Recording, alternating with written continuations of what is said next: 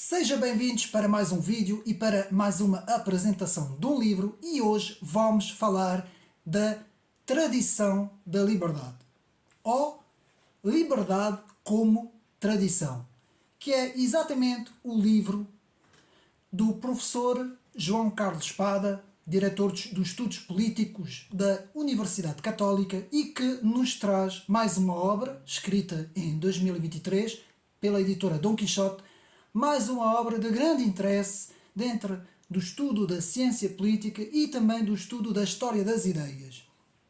E dentro da história das ideias, meus amigos, estudando dentro do plano das ideias, nós podemos observar vários equívocos, digamos assim, que nós hoje em dia muitas vezes ouvimos por aí fora, na comunicação, nas redes sociais, na conversa com os amigos, na própria escolas, não é? Nas universidades. Portanto, muitas vezes há uma grande, digamos assim, ignorância no plano das ideias, e muitas vezes troca-se correntes de pensamento, trocam-se conceitos, enfim, faz-se uma grande confusão e acaba por criar, digamos assim, dicotomias, manicaísmos, acaba por também criar uma grande ignorância no estudo dos conceitos, tanto dentro da política como dentro da economia ou da filosofia, do plano das ideias.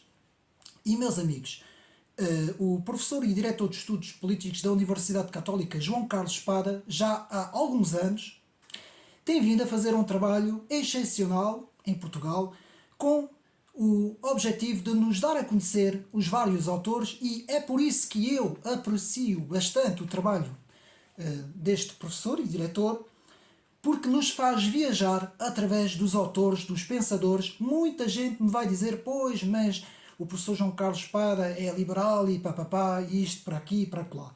Meus amigos, nós vamos tentar entender que no estudo e no plano das ideias existe uma pluralidade de, digamos assim, de ideias e uma pluralidade de visões, pela qual muitas vezes um autor não é automaticamente resultado de um conceito ou de uma família política, mas muitas vezes abraça várias famílias políticas, várias ideias ao longo do percurso também, não é? Porque a cronologia do percurso de um autor tem muitas variações, e nós temos que entender que no plano das ideias um dos grandes erros é justamente o fixicismo, ou seja, fixar-nos numa linha e não querermos ver mais nada, o que é um erro completo. Além de ser muito provinciano, é um erro e denota ignorância muito grande. Pela qual aqui neste canal, o canal Ocidente Neri, que apresenta várias visões, apresenta vários livros dentro de várias áreas, como a filosofia, a teologia, a ciência política, a literatura, a cultura, a história, a economia e até as ciências exatas, como a astrofísica e também a física, e várias outras áreas. Este canal tem como objetivo a divulgação do conhecimento. E aqui, meus amigos, como mais uma vez eu repito, o professor João Carlos Espada tem feito um grande trabalho. Mas antes de irmos ao livro, que eu passo a apresentar, Liberdade como Tradição, não é? E nós vamos ver com o subtítulo Um olhar euroatlântico sobre a cultura política marítima de língua inglesa. Vamos primeiro fazer aqui uma pequena introdução que é necessária, meus amigos, portanto fiquem até ao fim do vídeo, para nós compreendermos e para descartarmos já algumas falsas ideias e falsos conceitos que muitas vezes andam por aí, que muitas vezes, inclusive, até mandam mensagens sobre isso, não é? Para nós tentarmos compreender um pouco melhor quando nós falarmos de duas correntes políticas, digamos assim, quando nós falamos, portanto, sobre o liberalismo e sobre o conservadorismo. E nós, uma vez por todas, embora eu tenha feito este trabalho noutros vídeos, principalmente com a história das ideias políticas de Marcel Prelot, não é? Que nós vamos no 5º vídeo e que iremos abordar o 6º vídeo, que são as correntes pós-modernas da segunda parte do século XX e início do século XXI, mas vamos apenas falar aqui deste equívoco grande quando nós falamos em liberalismo e quando nós falamos em conservadorismo. Meus amigos, o liberalismo nasce no século XVIII. São ideias que vão nascer na França, principalmente com os trabalhos de Benjamin Constant e de mais alguns, que eu agora não vou estar aqui a repetir, não é? Mais alguns autores que vão dar origem ao liberalismo, precisamente no século em que vai acontecer a Revolução Americana e Francesa. Mas essas ideias já vinham um pouco de trás, vinham já enraizadas um pouco de trás, principalmente no chamado Reino Unido e também na França. Na França, com a questão dos antigos e dos modernos, e no Reino Unido, não é? Aquela zona toda ali das Ilhas Britânicas, desde a Magna Carta de 1215, que vai pela primeira vez, digamos assim, criar medidas de proteção contra impostos contra o povo, não é? Um pouco o início daquilo que podemos já designar como constitucionalismo liberal, ou liberalismo constitucional, que vai nascer principalmente, como eu disse, no Reino Unido. E, meus amigos, então, antes de irmos ao livro, porque é importante vermos isso, vamos aqui compreender que quando as ideias liberais começam a nascer em França, antes de John Locke e antes de Edmund Burke, portanto ali no século, principalmente no século XVIII, XVII e XVIII, começa no século XVII e vai pelo século XVIII, nós vamos ter ainda digamos assim, as ideias conservadoras ainda vão estar bastante, digamos assim, enraizadas neste liberalismo nascente. Então vamos ter um género de um conservadorismo liberal que vai ter ali duas grandes posições. A posição anglo-americana, digamos assim, já com a Revolução de 1776 nos Estados Unidos, e a posição continental, que é a posição da França, da Alemanha e mais ou menos do continente europeu. A diferença na posição continental e na posição, digamos assim, anglo-americana ou das Ilhas Britânicas dão-se precisamente nesse enraizamento dos costumes e do conservadorismo, que vai estar muito mais presente, digamos assim, no Reino Unido do que no continente. E tudo isso é a tese desenvolvida pelo professor João Carlos Pada, que nós já vamos ver e já vamos perceber um pouco melhor. Mas antes, então, temos que pôr aqui nas ideias, no plano das ideias, que quando o liberalismo nasce, mais uma vez eu vou repetir, no século XVIII, um bocadinho lá atrás, no século XVII e no século XVIII, ele nasce enraizado no conservadorismo. E depois, mais tarde, é que vai haver uma separação entre o liberalismo clássico, aquilo que nós chamamos o liberalismo clássico, com os autores como Alexis de Tocqueville, como René de Chateaubriand, como Benjamin Constant, uma série de autores, o próprio Adam Smith, portanto, uma série de autores que, nesta altura, ainda há um certo conservadorismo. E que depois, esse conservadorismo, ao longo do tempo, não é? No século XVIII e principalmente no século XIX, na entrada do século, portanto, 1900 para cima, vai haver uma evolução em que o liberalismo vai, digamos assim, primeiro vai se, digamos assim, afastar, desapegar, digamos assim, do conservadorismo, e depois, mais tarde, também se vai separar do plano político e abraçar apenas o plano económico. E depois, já no século XX, na segunda parte do século XX e início do século XXI, já no pós-modernismo, este liberalismo volta para o plano político, mas volta a abraçar, digamos assim, ideias completamente opostas, digamos assim, ao século XVII e XVIII, quando ele ainda estava junto com o conservadorismo. E no século XXI temos aquilo hoje que nós chamamos, o que eu chamo, que eu denomino, o liberalismo pós-moderno, que nada, meus amigos, nada tem a ver com o liberalismo clássico, porque são duas coisas diferentes, tão diferentes que elas se opõem no plano das ideias. E opõem-se de tal maneira que nós, quando observamos, como eu já tenho dito noutros vídeos, quando nós observamos a civilização ocidental, nós vemos, portanto, duas civilizações ocidental. Vemos a civilização clássica, conservadora, baseado em Roma, Atenas e Jerusalém, que nós também vamos ver um bocadinho isso no livro, porque o professor nos fala disso, e depois temos uma nova civilização ocidental, baseado nesse liberalismo pós-moderno e também com ideologias extremistas da extrema-esquerda, que abraçam outras famílias políticas, como o socialismo e por aí fora, e que se transformou num liberalismo pós-moderno, progressista, wokista, que rejeita todo o seu passado, toda a sua herança cultural, histórica, identitária, tanto que nada já tem a ver com o... Portanto, quando nós utilizamos a palavra liberalismo, é preciso ter muito cuidado, porque eu ouço muita gente a dizer barbaridades, meus amigos, que o liberalismo é isso, é aquilo, e que o liberalismo está na origem da destruição de tudo e mais alguma coisa, principalmente esta malta mais extremista, que se opõe aos ideais globalistas, à ideologia globalista, também não confundir com a globalização, que é um processo económico saudável, que aproxima as nações e faz funcionar a economia das nações. Portanto, não confundir globalização com globalismo. Eu não me estou a afastar do vídeo, só estou apenas a relembrar meus amigos. E principalmente, como eu disse, essas pessoas, essa malta que se opõe ao globalismo, à ideologia globalista, muitas vezes aponta o dedo ao liberalismo como responsável por causa do individualismo exacerbado que criou nas sociedades, tanto na sociedade continental como na sociedade, digamos assim, anglo-americana. Não é? E nós vamos ver aqui que há muitos erros. Porquê? Porque as pessoas não estudam a história.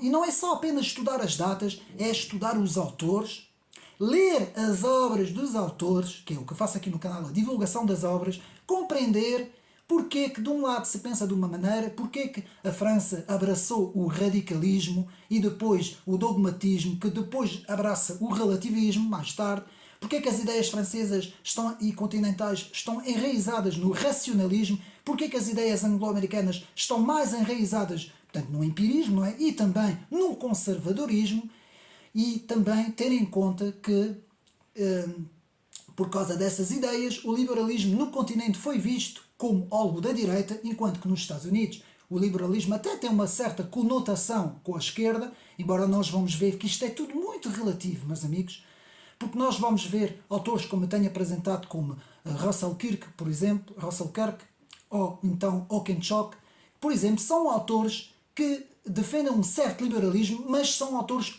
conservadores. Portanto, há aqui várias coisas que nós temos que ver, várias vertentes que nós temos que ver, e, meus amigos, um dos erros é essencializar as coisas, fixar as coisas num ponto, numa linha, e não querer ver absolutamente nada à volta. Isso é a pior coisa que nós temos que fazer, e nós devemos analisar todas as coisas, todas as famílias políticas, todas as ideias, todas as ideologias, mesmo que nós sejamos anti-ideológicos, não é? Que nós nos opomos às ideias abstratas e progressistas, que, como vamos ver, tiveram um grande impulso no continente europeu e não tiveram um impulso tão grande no Reino Unido, embora hoje as ideias progressistas e wokistas vindas também dos campos universitários americanos também hoje têm uma grande influência tanto no Reino Unido como no continente, mas nós vamos ver tirando o conservadorismo do liberalismo, qual foi a evolução do liberalismo e porque é que o liberalismo deriva para o progressismo desenfreado, digamos assim, wokista e desenfreado, e porque é que ele se desvinculou do conservadorismo e porque é que ele começa justamente com os autores conservadores, e é isso tudo que nós vamos ver. Portanto, esses dois pontos que eu queria apenas fazer a introdução, que não têm a ver com o livro, mas que têm a ver também um bocadinho, que é como o conservadorismo se separou do liberalismo, não é? Que era chamado liberalismo clássico, e como por causa disso o liberalismo vai ter uma deriva para aquilo que eu chamo o liberalismo pós-moderno. E a própria palavra liberalismo, meus amigos, denota aqui um grande equívoco. É que a palavra liberal e o ismo, que é inserido na palavra liberalismo, denota ideologia. E muito bem aqui o professor João Carlos Espada nos fala da liberdade como tradição. Ele não utiliza liberalismo, ele utiliza liberdade, a palavra liberdade como tradição, e também utiliza outra expressão que podemos utilizar, que é a tradição da liberdade. Porque a liberdade está ancrado na tradição. E é por isso é que a palavra liberalismo com ismo foi uma deriva no século XIX e XX, não é? Que já nada tem a ver com a tradição como liberdade ou com a liberdade como tradição, não é? Então, vamos agora ao livro. O livro, meus amigos, tem cerca de 300 e, salvo erro, 300 e quase 20 páginas, não é? E o livro, eu não vou aqui, portanto, dizer os capítulos. Vou apenas tentar explicar os pontos mais importantes do livro e tentar explicar que o autor, o professor e diretor de estudos políticos da do Instituto de Estudos Políticos da Universidade Católica, faz aqui uma retrospectiva, digamos assim, de todo o pensamento dos vários autores, comparando alguns autores, digamos assim, conservadores e liberais e conservadores, com alguns outros autores também mais no campo continental, não é? Mais no campo, quase que podemos dizer, que se opõe à visão conservadora, e aqui muito bem, e principalmente quando nós vemos, que é um capítulo que eu gosto muito, eu já acompanho há muitos anos o professor João Carlos Espada, quando nós vemos a comparação entre James Madison e Jean-Jacques Rousseau, percebemos muito bem a grande diferença, e quando nós também analisamos, que é uma das grandes ideias centrais do livro, de Anthony Quinton, que nos fala o efeito do álcool num estômago vazio. Ou seja, num continente, essas ideias da tradição da liberdade, ideias conservadoras com a liberdade, elas, no continente, ao contrário e nós vamos ver isso, do Reino Unido, elas caem como álcool num estômago vazio. Porque esse estômago não estava preparado, não tinha os alicerces, que nós vamos ver isso tudo muito bem, que o Reino Unido teve durante muito tempo, desde séculos passados, e que também, meus amigos, um dos traços principais foi a religião cristã. Houve várias denominações, podemos falar, por exemplo, no metodismo ou o anglicanismo, de certa forma, que ajudaram a preparar o terreno no Reino Unido para que essas ideias da tradição da liberdade, essas ideias em que temos a liberdade com tradição, elas ajudassem a criar uma sociedade moderada. Nós vamos ver isso tudo. Ao contrário, no continente, nada disso aconteceu. No continente, as ideias racionalistas estavam ancradas, sempre houve uma oposição entre religião, digamos assim, e política, não é? Nós vemos perfeitamente o culminar dessa hostilidade com o massacre de Saint Bartholomew em 1572, em França, e vemos porquê que, com os hugonotes, não é? E vemos porquê que houve sempre uma oposição no continente europeu entre religião e Estado, entre religião e política, e porquê que não aconteceu isso tanto no Reino Unido como nos Estados Unidos. Antes, pelo contrário, Alexis de Tocqueville, no seu monumental trabalho A Democracia na América, com 2 tomos, vai nos mostrar como a liberdade e a religião andam as duas de mão dadas, e porque é que os Estados Unidos avançou mais, que isto deita por terra essa ideia do manifesto, do destino manifesto, que gostam muito de apontar aos Estados Unidos e a Israel, não é?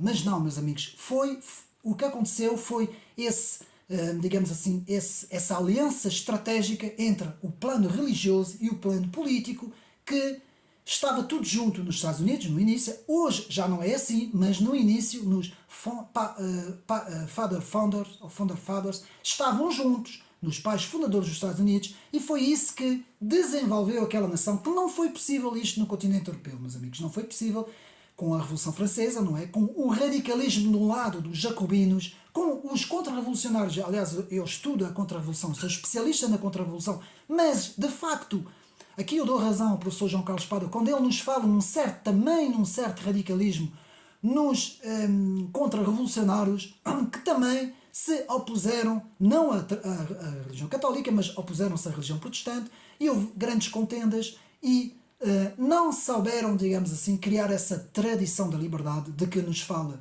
o professor João Carlos Espada. E, mais uma vez, parabéns para este livro. Eu aconselho toda a gente a leitura deste livro, Mais uma vez, parabéns ao próprio professor João Carlos Espada, que nos brinda aqui com um trabalho fantástico. E vamos então, sem mais demoras, analisar o livro. Nós não vamos ler, não é preciso ler as passagens, meus amigos, eu tenho aqui já tudo apontado, os pontos principais. Portanto, eu fiz o estudo do livro, como tenho feito de outros livros do professor, e tenho praticamente os livros todos do professor. E vamos aqui então começar, para mim, com a ideia central do texto, do livro, a ideia ICT, a ideia central do texto, que nos diz liberdade como tradição e não como ruptura. Isso é muito importante porque é aqui que está a ideia. Portanto, essa liberdade conservadora, ou esse conservadorismo liberal, que se opõe a qualquer ruptura, a qualquer recomeço de uma sociedade zero, digamos assim. E é essa moderação que consegue fazer um equilíbrio entre o passado, o presente e o futuro. E exatamente as palavras de Edmund Burke, que é peça central nesta liberdade como tradição. Portanto, que é o título do livro. Não vamos falar em liberalismo, esta palavra, eu não vou utilizar esta palavra, ou vou tentar utilizar o menos possível. Vamos falar de liberdade como tradição. Então, vamos ver, portanto, como eu disse, a liberdade como tradição e não como ruptura, que será a ideia central do trabalho, e vamos ver a disposição conservadora. O autor aqui, eu não vou dizer o nome dos capítulos, como eu disse, eu vou começando com as ideias. O autor começa com a disposição conservadora, com a liberdade anglo-americana. Portanto, podemos dizer, ou seja, liberdade como tradição e não como emancipação. Essas ideias de ruptura, disruptura, emancipação, alienação, digamos assim, divagação, todas essas ideias, elas são continentais, elas partem ali, principalmente do século XVIII, em 1789, e antes com os filósofos, les philosophes de la Révolution française, les philosophes les illuminés, do iluminismo, principalmente temos vários, não é? Desde d'Ambert Diderot, Helvétius, os progressistas, não é? Turgot e Condorcet, Jean-Jacques Rousseau, todos esses autores, os chamados iluminismo, que o nosso meio académico em Portugal aqui gosta tanto de gabar, mas que foram eles que prepararam esta ruptura entre antigo regime e revolução. O mesmo que aconteceu aqui em Portugal entre o Estado Novo e a Revolução, não é? Duas forças que não souberam moderar-se e hoje temos o resultado, passamos de 8 para 80. E não soubemos fazer uma moderação, um equilíbrio entre os vários poderes da sociedade, não esquecendo a sociedade civil, que é a base, não é? Entre o cidadão, não é? E o Estado, é a sociedade civil. Nós vamos ver isso tudo. Então, cultura política marítima aqui. O professor João Carlos Espada nos fala sobre a importância da cultura política marítima fundada no diálogo pluralista, portanto, uma palavra importantíssima, pluralista, que emergiu da tradição ocidental, Atenas, Roma e Jerusalém. Portanto, nós estamos aqui a ver uma defesa dessa civilização clássica. Vamos aqui falar da civilização clássica e da liberdade como tradição, não é? Então, depois vamos ver então uma ideia muito interessante, já desenvolvida há muitos anos pelo professor João Carlos Espada, que eu também me revejo muito, que está completamente desusado hoje em dia, está no desuso. Porquê? Hoje não está na moda porque hoje temos essas ideologias progressistas, wokistas. Portanto, quando nós falamos do gentleman, ou o gentlemanship, que é o homem com princípios, o homem com educação, o homem com valores, aquele homem que nós víamos no final, digamos assim, podíamos ver isso no final do século XIX, início do século XX, ainda víamos isso, aqueles gentlemen, não é? Que ofereciam sempre a passagem às senhoras, que tinham uma certa maneira de estar, uma certa educação, nunca viam nada muito sério, viam sempre as coisas com moderação e eram pessoas sensatas, sempre com bom senso. Hoje vemos exatamente o contrário. E, meus amigos, se hoje temos os conflitos todos que nós temos, vemos as grandes instituições como a NATO, como a União Europeia, que eu não me oponho, atenção, eu não me oponho às instituições em si, eu oponho às ideologias que entraram dentro destas instituições, as ideologias progressistas e wokistas que chegam a renegar todo esse background que nós tivemos da civilização clássica e desse gentlemanship de que nos fala o professor João Carlos Espada. Então, O chamado aqui em Portugal podemos traduzir isso como cavalheirismo. Ser cavalheiro. Um ser cavalheiro. Hoje não vemos ninguém ser cavalheiro, não é? E tão bem que isto ficava na sociedade, não é? Aqui na página 12. Então, depois na página 9, eu vou dizendo as páginas, a cultura política marítima, a importância, fundada, como eu disse, no diálogo entre Atenas, Roma e Jerusalém. Depois vemos a importância da figura de Winston Churchill, que muita gente critica, alguns, não é toda a gente, critica, e que é um erro, porque se nós podemos aqui fazer referência a duas figuras, e atenção, porque quem está a falar é um defensor da tradição francesa, eu sou um defensor de uma certa tradição francesa, inclusive eu sou um defensor do gaullismo, do general de Gaulle, e sou o primeiro a dizer a importância da figura de Winston Churchill como símbolo da resistência contra os dois grandes totalitarismos. E depois no final do livro, que agora, para não me esquecer, irei fazer uma crítica no final do livro, crítica construtiva, atenção ao livro, construtivo, porque eu acho que falta aqui no pensamento do professor João Carlos Espada, que já vem de há muito tempo, como eu disse, não, os livros já vêm de há muito tempo. Para mim falta, porque o professor refere aqui dois totalitarismos, não é? Refere constantemente o totalitarismo soviético, 1917, e o totalitarismo nacional socialista, não é? 39, 45, e um bocadinho antes, não é? Com Adolf Hitler, refere esses dois totalitarismos. Mas o professor João Carlos Espada deveria hoje falar no século XXI desses dois novos totalitarismos, dessa extrema esquerda wokista e progressista e de um islamismo radical à espreita, que espreita para a Europa, pronto para destruir, não é? Então nós temos que ver a evolução, porque hoje em dia o totalitarismo nacional socialista já não existe, não é? Foi destruído em 1945, e o totalitarismo comunista em bruto, como ele existia na União Soviética, já não existe, embora ainda tenha uma certa força em alguns países, como a China, como outros países, a Coreia do Norte e outros países da América Latina, mas em bruto, como ele era no poder soviético, ele já não existe. Mas ainda existe em termos de ideias, atenção, as ideias comunistas, clássicas, marxistas, que são diferentes da nova esquerda, atenção, desse progressismo wokista, como eu disse, são diferentes, mas elas ainda existem.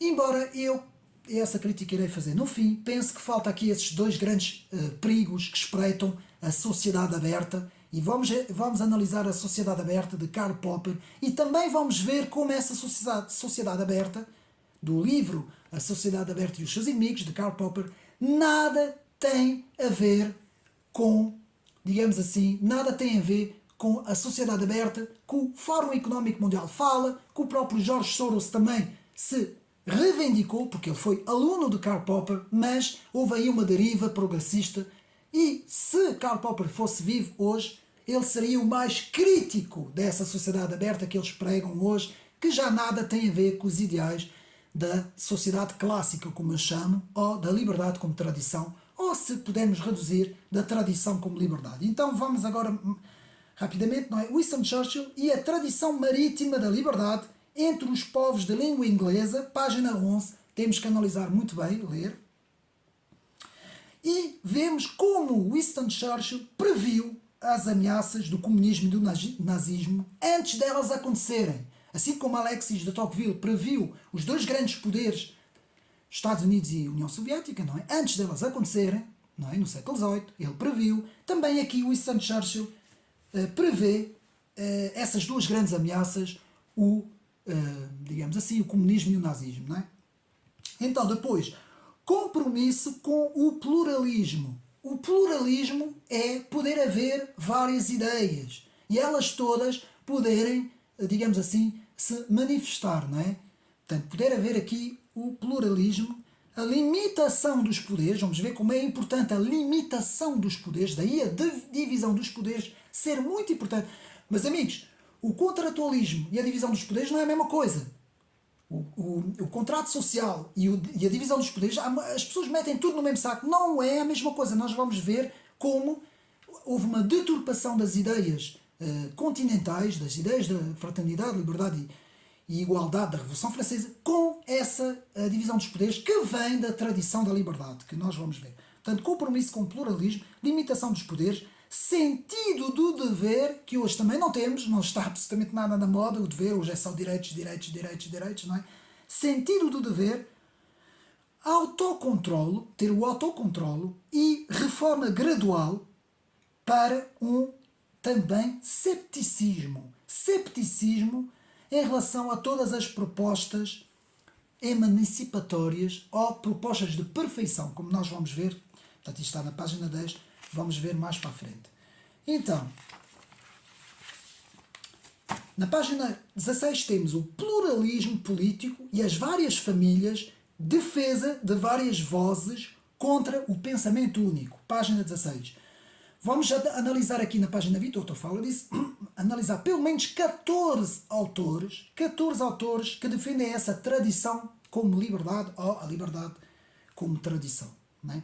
Vemos a tradição do governo limitado, que remonta, como eu disse, à Magna Carta de 1215, página 21, e não a partir de Locke, das ideias de John Locke, como é, e muitas vezes, como é ensinado no meio académico, porque nós, no meio académico, partimos sempre da Revolução Francesa. A Revolução Francesa que é uma coisa boa, as ideias de Rousseau, principalmente, e John Locke são as ideias boas. Porquê? Porque nos é ensinado, nos é incutido essas ideias, e a partir daí os alunos vão começar o seu conhecimento com fundações completamente erradas. Elas não vão partir com as bases conservadoras que vêm muito lá atrás, meus amigos. Dê-me só licença.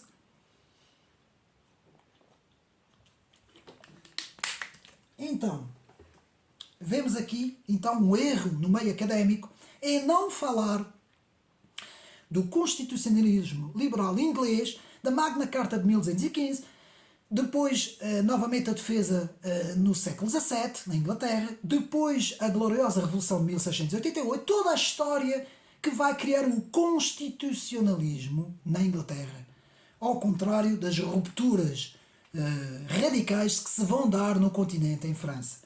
Depois temos o racionalismo dogmático continental, lá está, o racionalismo dogmático continental jacobino, que vai por oposição ao cepticismo da imperfeição visto no Reino Unido, sempre com um pé atrás em relação aos poderes dos governos. Página 23.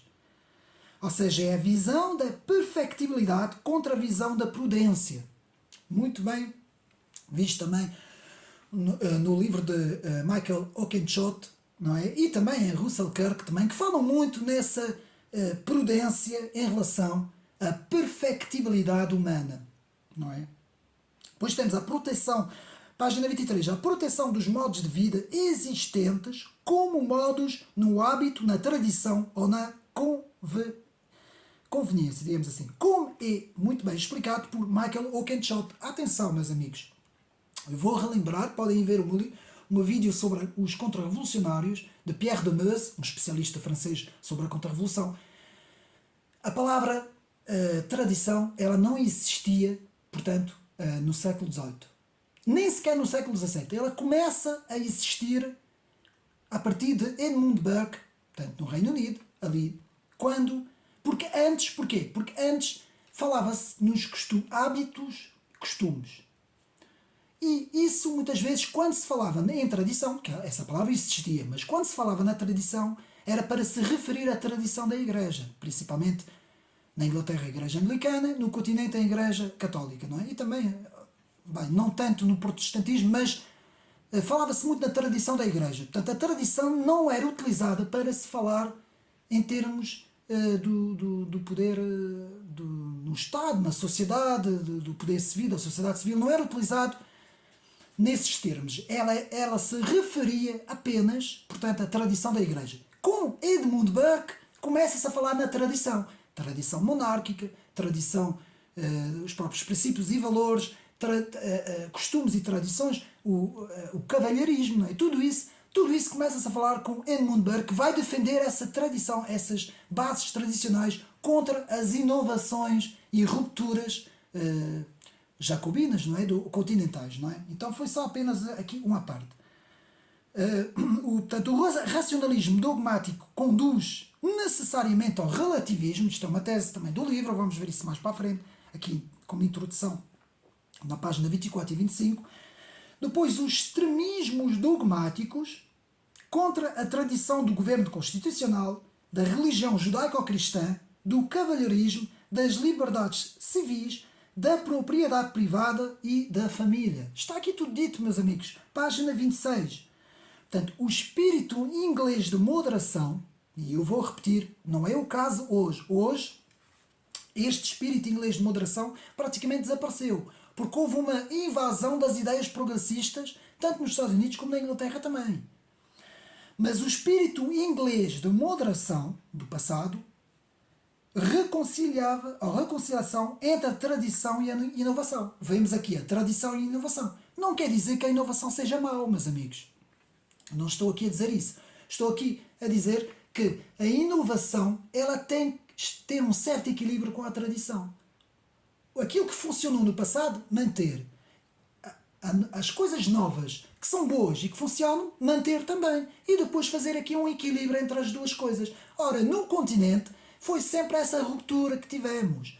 Antigo regime, revolução.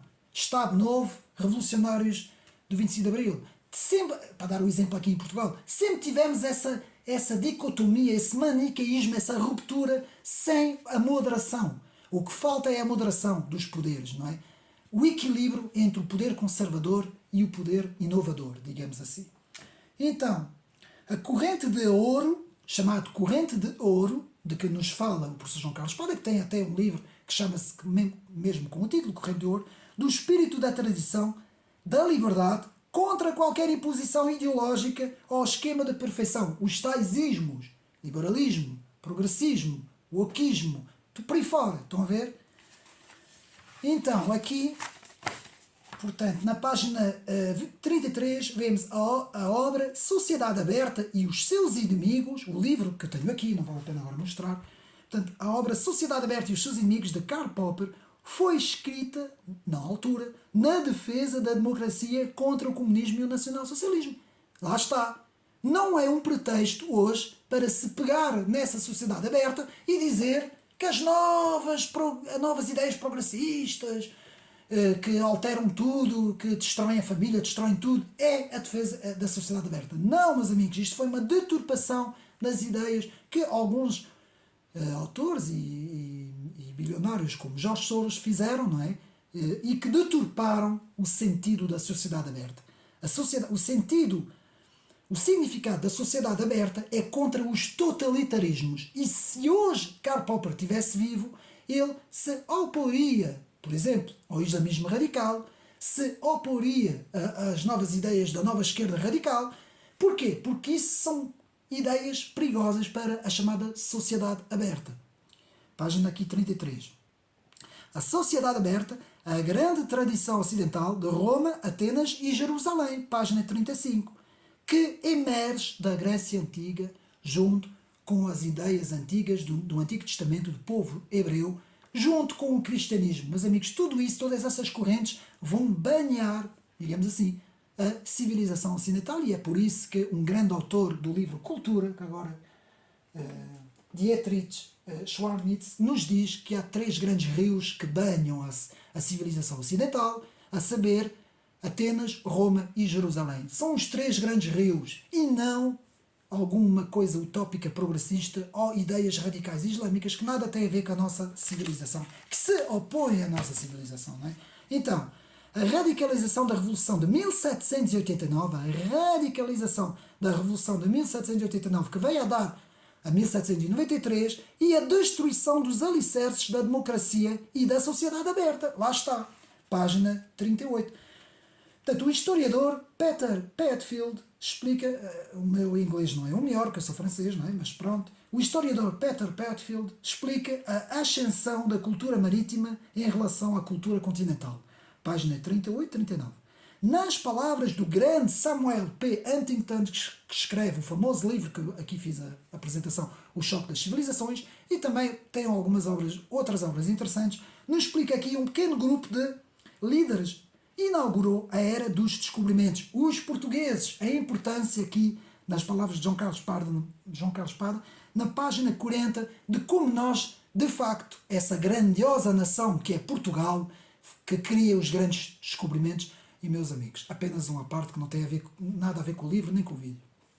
Como é que é possível quererem mudar o logotipo de uma bandeira, com uma bandeira portuguesa, meus amigos, que traz um simbolismo dessa tão grande história de Portugal, que foi a nação da Europa dos descobrimentos. Portugal é chamada nação dos descobrimentos. Só isso devia fazer-nos respeitar os nossos símbolos nacionais, meus amigos. E eu não consigo compreender como é que é possível haverem pessoas na comunicação social e na televisão que dizem que não querem saber absolutamente nada da nossa bandeira, dos nossos símbolos. Como é possível, meus amigos? Como é que chegamos a este ponto? Como pode haver mentes de pessoas que dizem a bandeira não me diz nada? Como é possível, meus amigos? Mas eu vou continuar. Desculpem estar a fazer este pequeno desvio. Página 45. A Sociedade Aberta de Karl Popper e a Defesa da Democracia, do Estado de Direito, não da esquerda libertária, do tal George Soros, como eu não me canso de dizer. Depois, descrição da teoria... Atenção, isso da crítica de George Soros não está no livro. Sou eu que estou a dizer, atenção. Hein? Depois, descrição da teoria da falibilidade, ou a teoria fabilista do conhecimento, muito bem retratado por Karl Popper, quando Karl Popper nos diz encontrar um cisne preto invalida o enunciado que nos diz que todos os cisnes são brancos. Pois. E Karl Popper, com essa teoria da falibilidade, vai-nos falar da sua filosofia do conhecimento, de como progredir em termos científicos, como a ciência progride, em termos de tentativa e erro. E por isso, a importância do filósofo Karl Popper, que para mim, atenção, para mim, é uma referência e foi talvez um dos maiores filósofos que nós tivemos no século XX, meus amigos. Depois, portanto, contra o historicismo, vamos ver o que é que significa o historicismo. Contra o historicismo marxista, a importância da crítica como método de submeter qualquer teoria ao critério do ensaio e erro, como eu acabei de explicar. A liberdade de crítica é indispensável para o progresso do conhecimento. Página 49. Depois, a resposta de que quem deve governar não deve recair sobre pessoas, nem sobre regras, o governo representativo, a separação do poder, os freios e contrapesos, check and balance, vamos ver isso melhor, o governo constitucional limitado pela lei para o Estado de Direito, para a defesa do Estado de Direito. Por isso é que o Estado de Direito, a Constituição, a divisão dos poderes, os check and balance, não é? Os pesos os freios e contrapesos, é muito importante para a estabilidade de um governo, para não acontecer aquilo que nós vemos que a esquerda e a extrema-esquerda tão bem gostam de fazer, que é apoderar-se de todos os aparelhos governativos, ocupar todos os espaços, a Gramsci mesmo, não é? A António Gramsci, e controlar tudo e todos para que não possa haver vozes de oposição. E muito bem. Portanto, então, página 53. A engenharia social utópica supõe que todos os problemas só podem ser resolvidos com redesenhar a sociedade no seu conjunto, o que é um erro. A tal ruptura com o passado, começar do ponto zero, que a extrema-esquerda tão bem gosta de falar, não é? Destruir tudo o passado, destruir toda a história. É essa doutrina ideológica que os nossos políticos e que os nossos estudantes saem das universidades com isso completamente ideologizados, com essa coisa, e por isso é que depois já acontece isso na nossa bandeira portuguesa, por exemplo. Tentar destruir todo o passado para criar uma sociedade nova, uma sociedade perfeita, inclusiva, com as diferenças para eles, não é? Portanto, é a partir daí que nós vemos essa ideologização feita nas universidades. Cuidado, meus amigos, nós temos que procurar o conhecimento como ele é e não como eles querem que sejam, não é? Então vamos aqui ver, em política, Karl Popper explica que é preferível combater males concretos do que procurar bens abstratos. Lá está, página 54. É muito melhor ver a realidade, o plano da realidade, que a experiência nos ajuda a mostrar, e depois sim tentar ver quais são os males, tentar, digamos assim, de certa forma, remediar, de certa forma, tentar combater esses males, do que desenhar uma sociedade perfeita, não é? Que isto são os ideólogos, les idéologues, como se diz em francês, que querem esse redesenhar da sociedade, não é? Página 54. Portanto, na obra de Karl Popper, crítica aos filósofos, e temos aqui a crítica a Platão, Marx e Hegel, página 55, pois foram os principais, e eu acrescento Frederico Nietzsche também, e depois, mais tarde, todos os que vão aparecer na segunda parte do século XX e inícios do século XXI, que são todos aqueles da escola da French Theory, não é? os desconstrutores, vocês já sabem quem são, não é? Michel Foucault, Jacques Derrida, Jean-François Lyotard, Richard Rorty, portanto, todos esses, Gilles Deleuze, toda essa cambada, digamos assim, de desconstrutores que vão pegar nas ideias de Platão, Marx, Jean-Jacques Rousseau, Hegel, Nietzsche e por aí fora, e vão trabalhar tudo isto, e depois com várias manifestações, como a Escola de Frankfurt, como as ideias gramscianas, como a French Theory, os pós-modernistas, tudo, e os, digamos assim, portanto, que vem da escola, portanto, o pós-modernismo, que surge também agora não me recordo da escola, bom, agora vamos passar à frente, que é muitas coisas e agora não me estou a lembrar, mas tudo isso que surge na segunda parte do século XX, não é? E que vai ajudar a criar essas ideias de ruptura, principalmente essas ideias de ruptura com tudo o que é passado. E é isso que nós temos que entender muito, muito bem. Portanto, continuando, portanto, aqui na página 58, o colectivismo, as ideias coletivas, o coletivismo, inimigo da liberdade. E é verdade, meus amigos, o coletivismo é completamente inimigo da liberdade. Página 58. Contra o sentido de responsabilidade individual. Aqui a importância da responsabilidade individual, que é algo que nós hoje vemos que está completamente ausente da conversa dos nossos políticos, da praça pública. Ninguém quer falar sobre responsabilidade pessoal. Pois está claro, não é? Então, depois vemos na página 59 o problema do positivismo, a importância do positivismo ético, passagem do direito natural para o direito positivo, vamos ver a importância de tudo isso, portanto, o positivismo ético, ou seja, na página 59, reduzir normas a factos. A lei é aquela que é, digamos assim, portanto, a lei é aquela que é positivada, que deve existir. Teoria que induz ao princípio de que o poder é o direito. Vejam bem como é que as coisas evoluíram.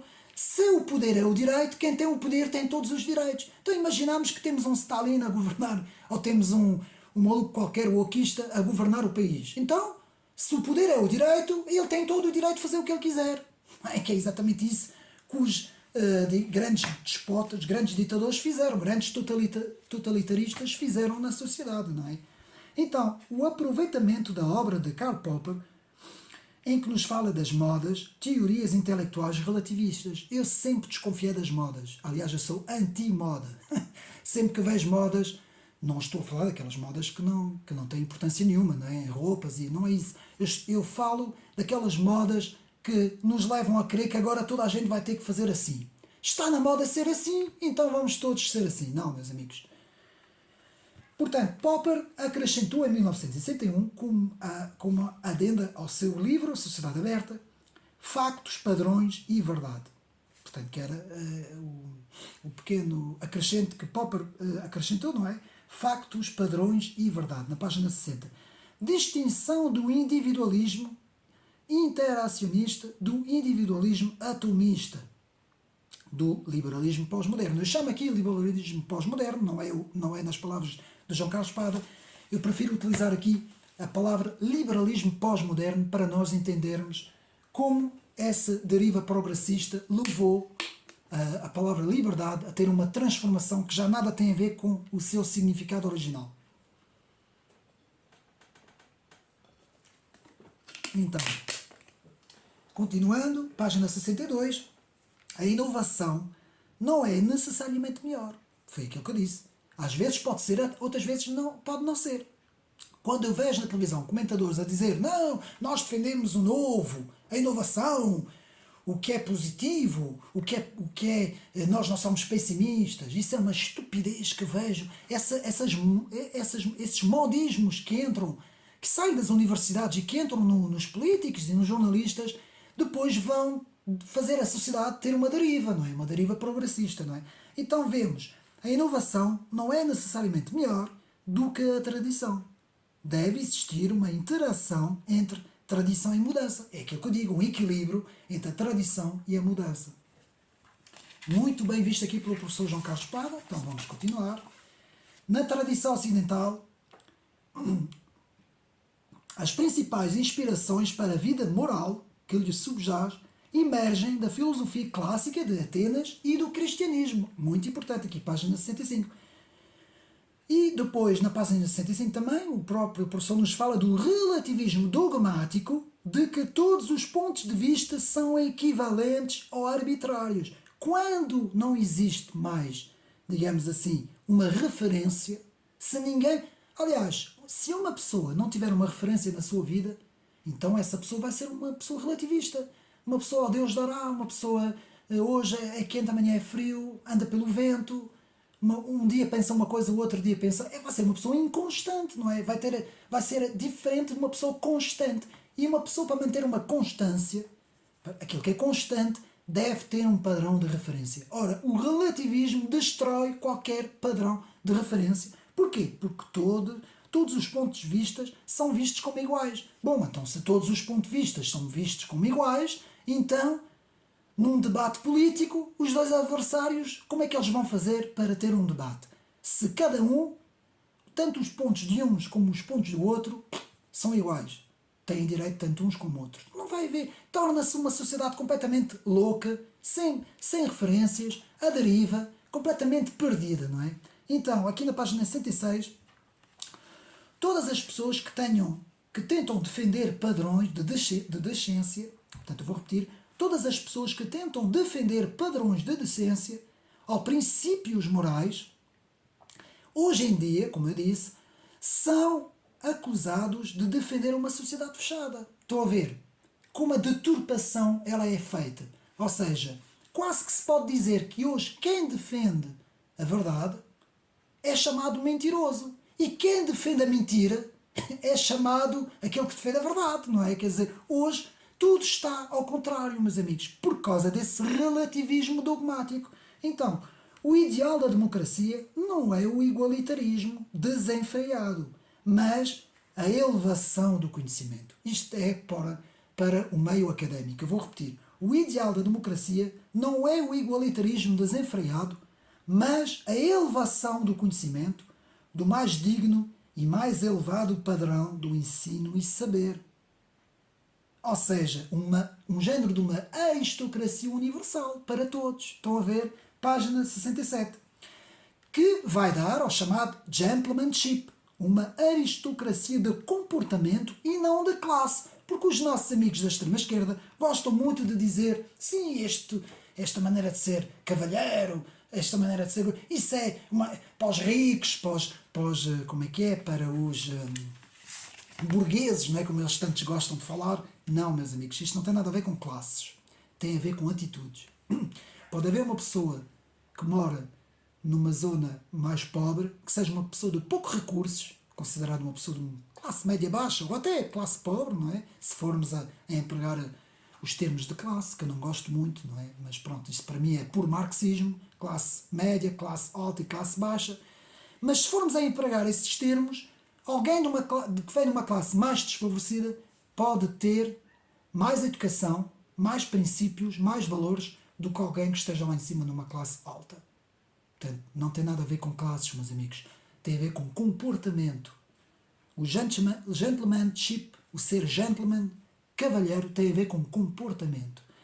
Depois, o grande Raymond Aron, o francês que eu tenho muito apreço, Raymond Aron, nos explica aqui o cepticismo político, um distanciamento em relação ao ideológico.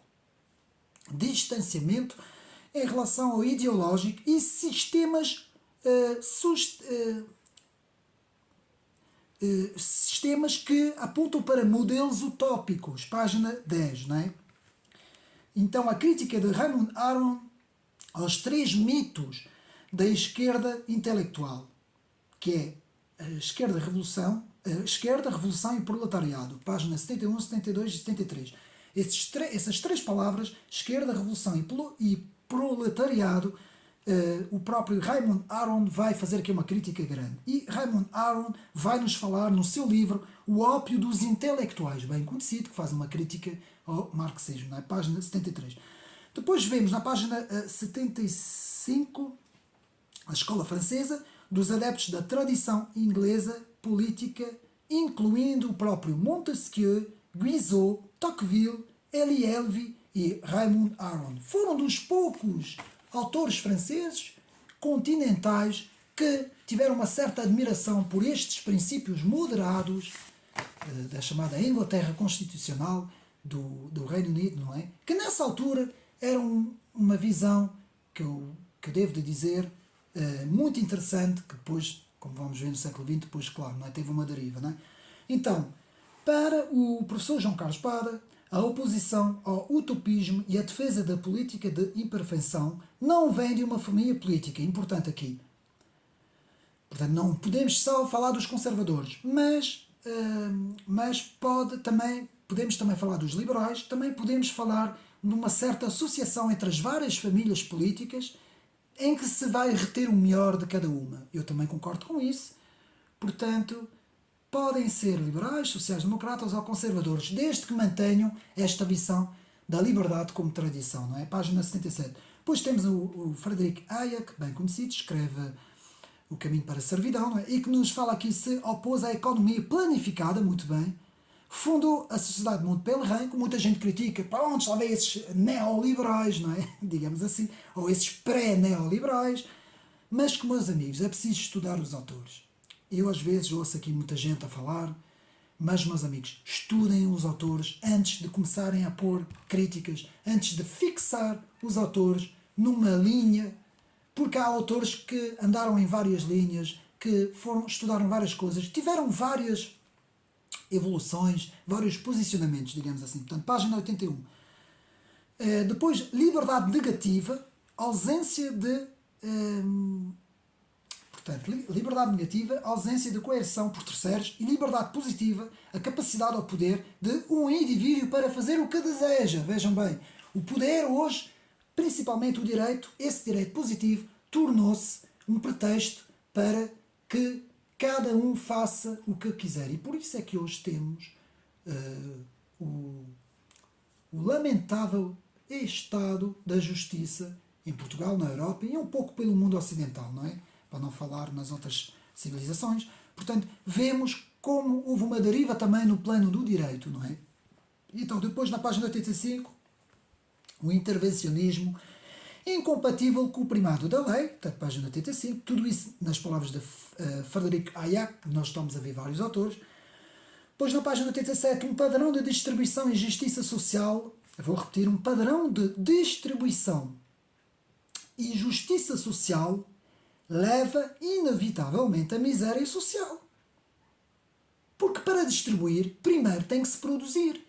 Ora, se ninguém produz e toda a gente recebe, o que é que acontece a uma sociedade? É exatamente a visão de uma sociedade socialista.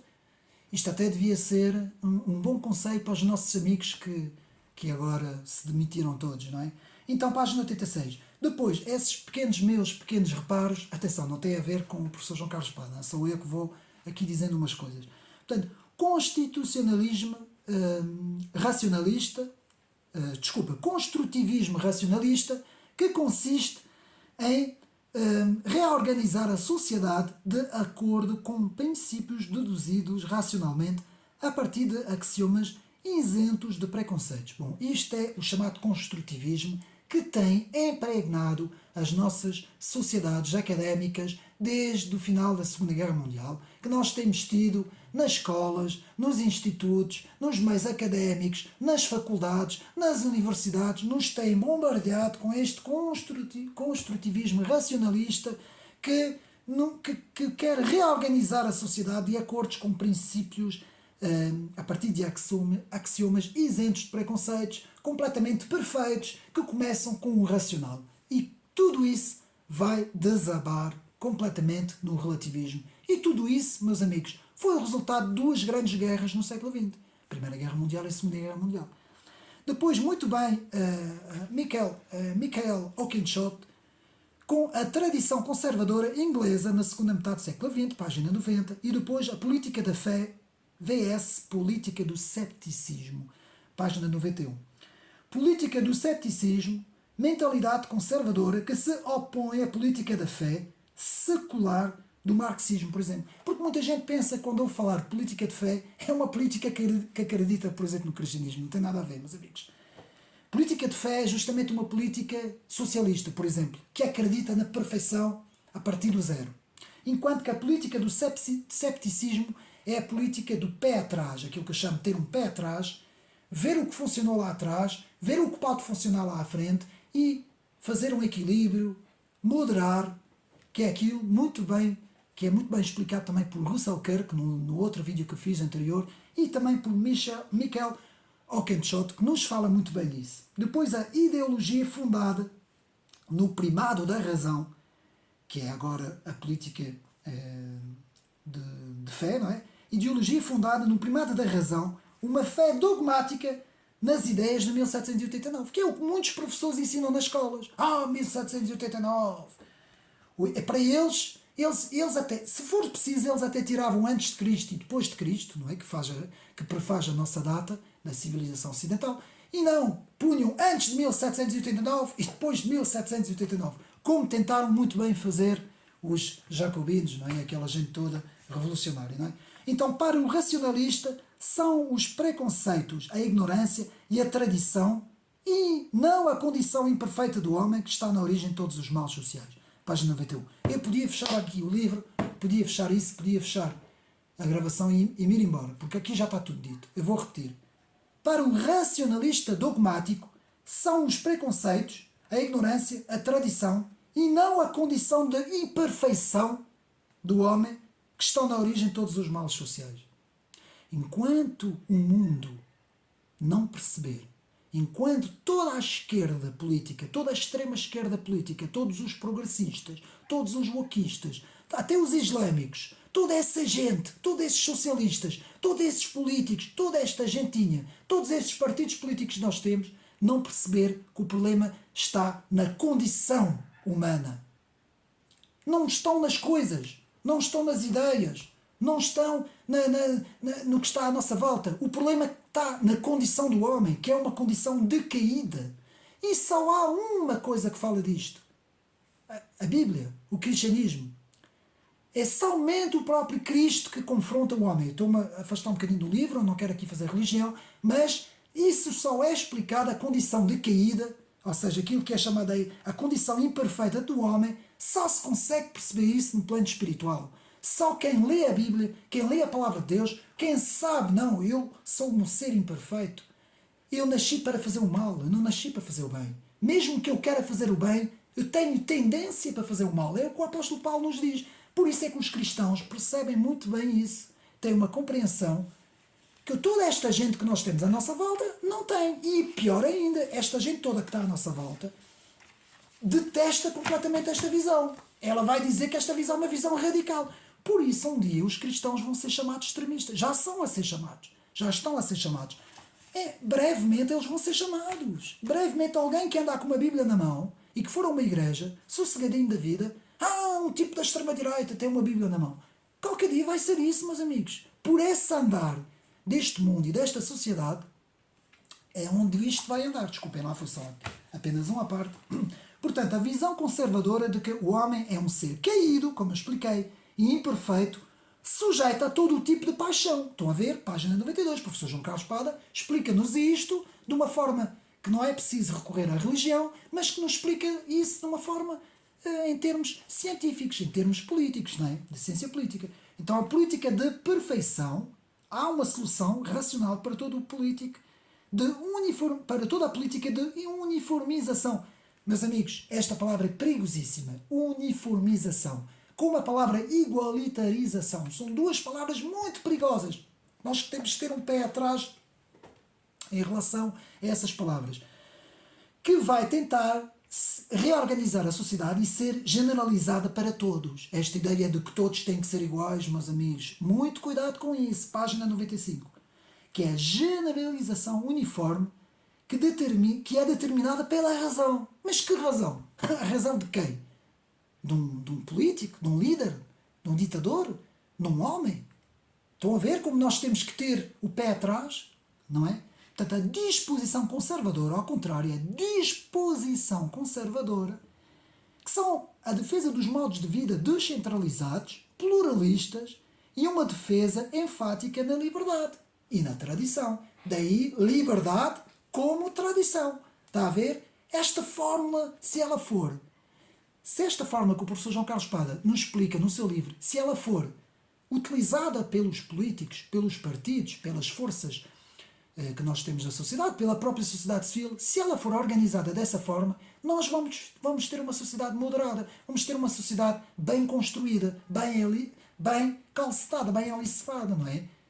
Como podemos dizer que vem a tempestade, vem a chuva, vem o vento e ela está bem, tem boas fundações, vai resistir.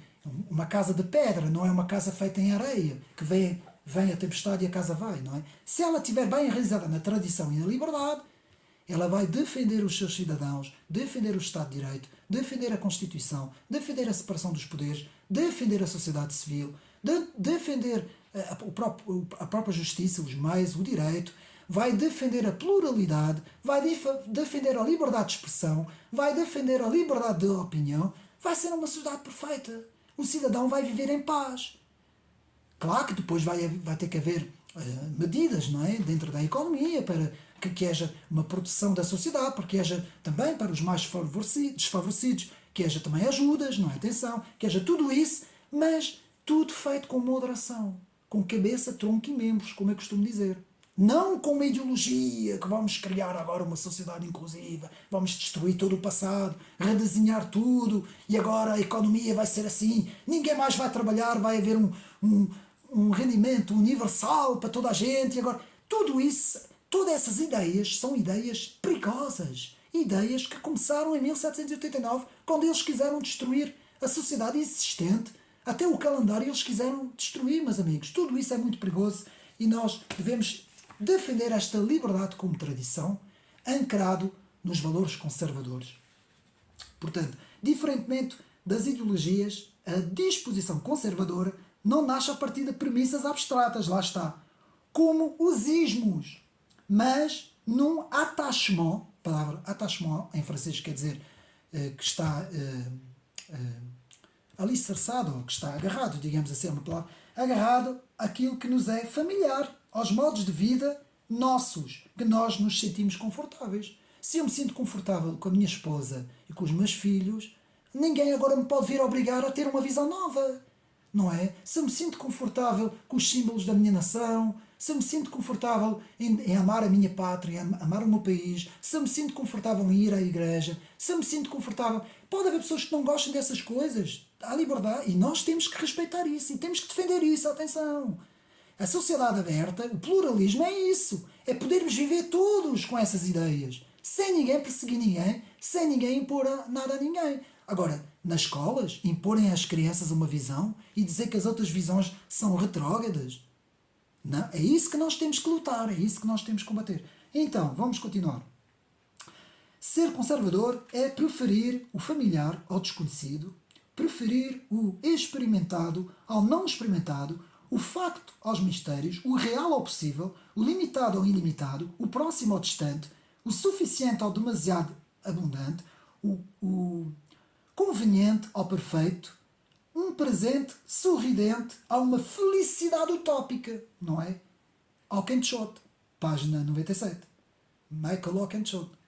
A casa de um conservador é o seu castelo. Os ingleses gostam muito de dizer isso. A casa de um conservador é o seu castelo e irá ser sempre defendê-lo contra todas as intromissões que não sejam autorizadas. Se eu quiser dar abrigo a alguém, posso dar. Não há problema nenhum. Não me podem vir obrigar. O Estado não pode entrar na minha casa. A partir daquela porta ali, o Estado não tem o direito de entrar. Para entrar tem que me perguntar se pode entrar. É assim que é um Estado de Direito. E é exatamente isso que o comunismo e o nazismo destruíram. Eles até entravam pela porta adentro e matavam as pessoas e prendiam as pessoas. E é contra isso que não, a sociedade aberta, a liberdade como tradição, a tradição da liberdade, e é isso muito bem que o Winston Churchill lutou, que o próprio General de Gaulle também lutou, que grandes homens lutaram, Michael Oakeshott, Russell Kirk, muitos, vamos ver aqui muitos que vão lutar contra isso, não é? Então, Estado de Direito, isto já vimos, depois, sim, Estado de Direito, propriedade privada, governo parlamentar, habeas corpus, independência do poder judicial e, sobretudo, a ausência de uma concentração de poder esmagador. É isso que nós hoje temos que lutar, quando vemos essa concentração de poder, não é? Quando vemos um Estado completamente concentrado. Portanto, página 100. Depois, a importância de uma sociedade civil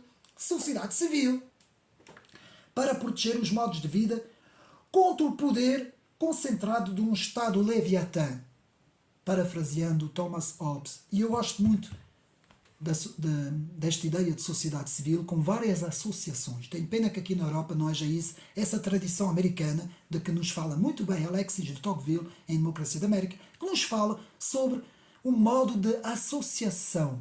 Os americanos fazem associações em tudo. Eles, não é o Estado que fornece pessoas a essas associações, são eles que muitas vezes até fornecem pessoas para o Estado e para o governo, não é? Portanto, vemos aqui tão grande diferença que existe entre o pensamento conservador e liberal conservador anglo-americano e o pensamento continental, não é? Do 880, como eu costumo dizer, que passa de 8 para 80. Então aqui, muito bem, Gertrude Himmelfarb, que eu tenho aqui no livro, podem ver ao meu canal, não é? As três grandes revoluções comparadas, 1688, 1776 e 1789, a inglesa, americana e francesa, em que Gertrude Himmelfarb mostrou o contributo importante de Oakeshott para desmontar o racionalismo dogmático de uma esquerda colectivista, e fez isso muito bem no seu livro, página 102, não é? Depois vemos o grande Edmund Burke, que é a minha referência completa. Edmund Burke. Não existiria conservadorismo sem o grande Edmund Burke, que nos fala da defesa da Revolução Americana, mas que critica a Revolução de 1789, não é?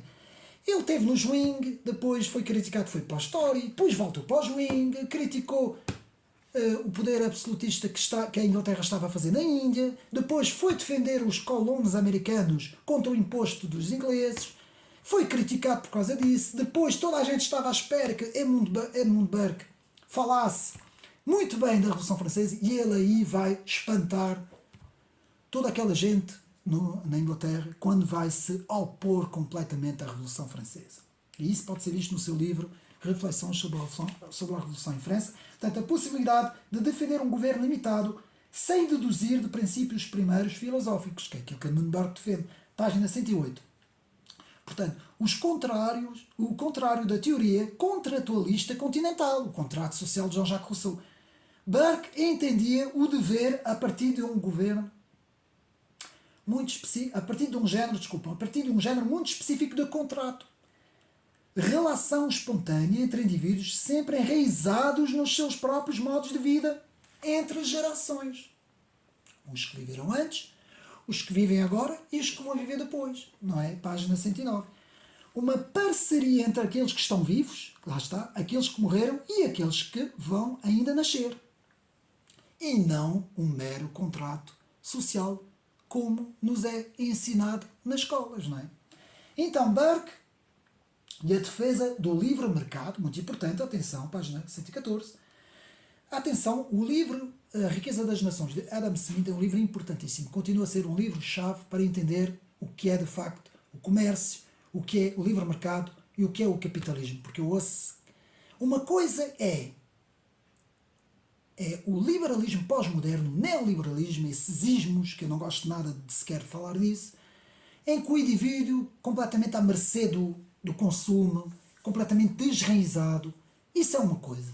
Porque isto é o resultado de uma deriva progressista, anti-valores, não é? Outra coisa é o comércio, o capitalismo saudável, que é um sistema saudável. Se ele não for corrupto, se ele for bem feito, se for bem planeado não, essa palavra não, se ele for bem aplicado, digamos assim, se ele for feito de maneira a fazer com que uns produzem para os outros usufruírem e que todos usufruírem no sentido de produzirem também, trabalharem e usufruírem, todos conseguirem ser uma peça gigante de produção, mas, atenção, com a liberdade, como eu costumo dizer, e com a livre circulação das coisas e com esta espontaneidade da economia, com um Estado mínimo apenas para, digamos assim, regulamentar e tratar das questões que algumas questões têm que ser feitas, não é? Como é óbvio, não é?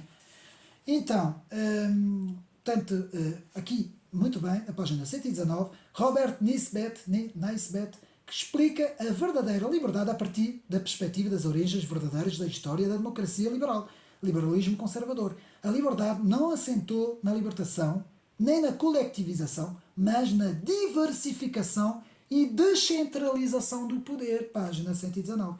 Crítica ao livro e pensamento do professor João Carlos Espada sobre o autor Joseph de Maistre. Eu vou explicar porque é que eu pus esta nota, porque eu aqui não concordo. Também tenho direito, numa sociedade pluralista e uma sociedade de liberdade, ter aqui um desacordo com o professor em relação ao Joseph de Maistre, mas eu vou passar isso mais para a frente, porque eu estudei muito o pensamento do Joseph de Maistre, estudei em França, estudei com franceses, com professores franceses que conhecem muito bem, e principalmente o Pierre de Meuse e muitos outros, também João Collard, o historiador, também, que são pessoas que passaram uma vida inteira a estudar esses autores, e há muita coisa que se diz do Joseph de Maistre que muitas vezes não coincide a realidade.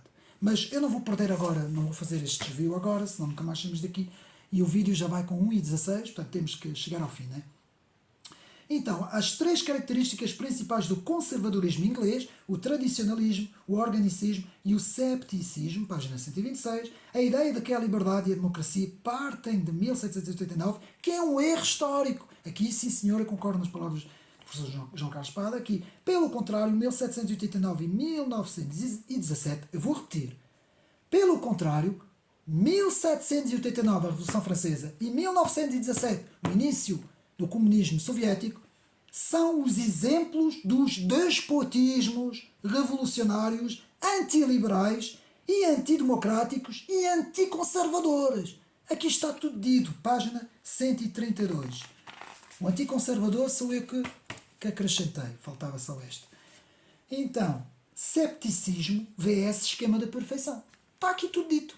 Cepticismo. Eu sou um céptico em relação às coisas.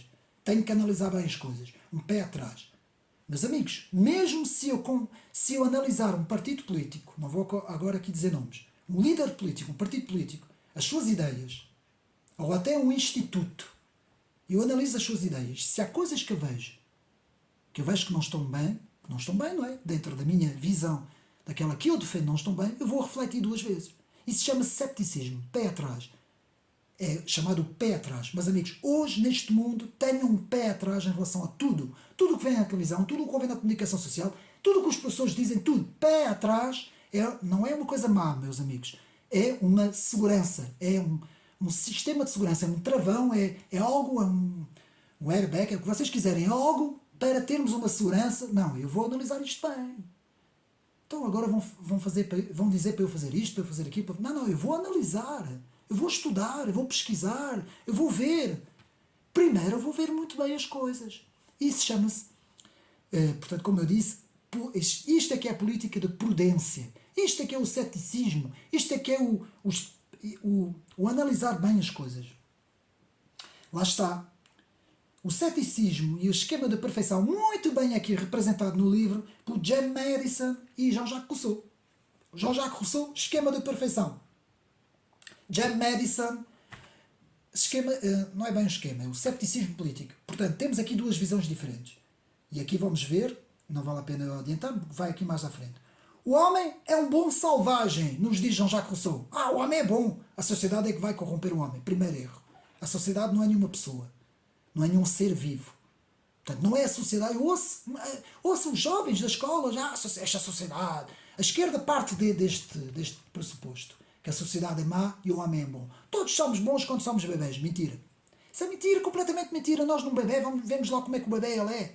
Claro que é inocente, não é? Mas vamos ver logo que quando se ele tiver que quer as coisas, começa logo a chorar e manda as coisas para o chão. E, portanto, não é assim como nós pensamos.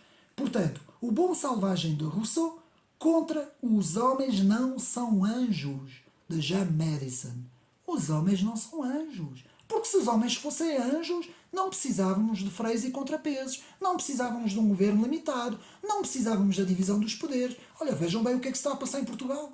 Olha, se os homens fossem anjos, não havia a corrupção que nós vemos por todo o lado, não é? Não há um sítio que a gente não acenda a televisão que não há corrupção.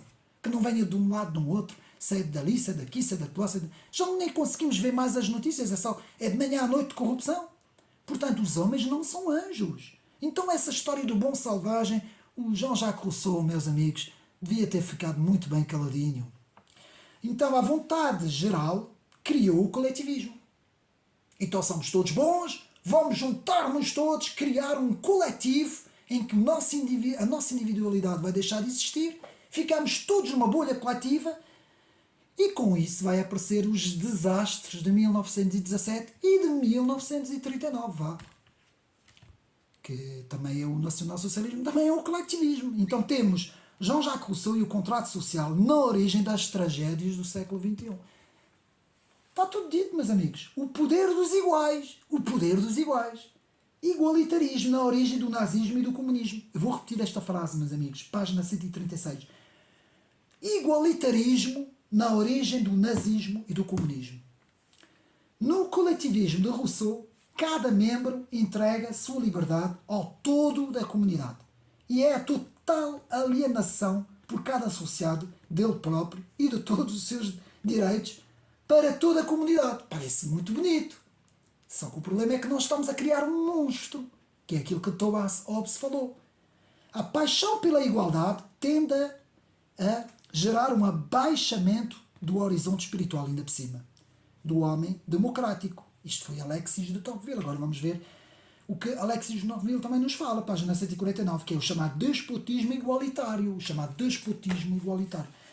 Então, Alexis de Tocqueville vai atribuir à religião dos americanos um papel central na elevação dos espíritos e na realização dos grandes feitos.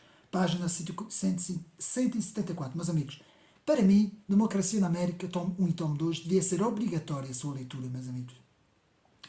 A combinação do espírito religioso com o espírito da liberdade, analisado por Tocqueville na Democracia da América, no livro, página 175. Os povos democráticos, principalmente no continente, querem a igualdade na liberdade e, se possível, perdem a liberdade, mesmo que seja na escravidão. Vejam bem, nós vimos isso em 2020, não vou aqui falar porque não posso, mas vimos perfeitamente isso, muito bem retratado. Vou repetir, os povos democráticos, principalmente no continente, querem a igualdade na liberdade. Preferem a igualdade do que a liberdade, que é o maior erro que existe neste mundo. E, se possível, perder a liberdade, mesmo que seja na escravidão. Eu prefiro ser escravizado, mas ter a igualdade. Uma semelhante é igual a mim, mesmo que eu seja escravo, do que a liberdade. Vejam bem os erros. Por isso é que temos essa extrema esquerda completamente louca e alucinada, não é? Que vai no meio da rua fazer isto, aquilo, aquelas ações todas que eles fazem, não é? Aquelas ações todas que nem vou aqui estar a falar, não é? Desta gente toda do clima e por aí fora, não é? Então, a Democracia na América, página 176.